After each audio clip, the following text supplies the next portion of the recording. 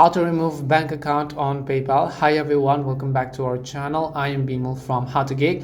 In today's video, I'll show you how you can actually go ahead and remove your bank account from your PayPal account. So make sure to watch the video till the end.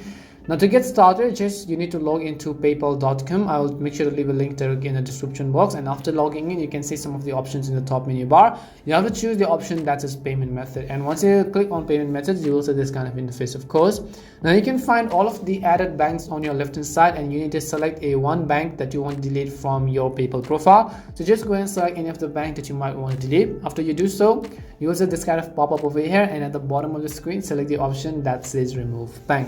And after that, click the remove bank option that's visible at the bottom. Then you can find a confirmation window where you will need to click the remove this bank button.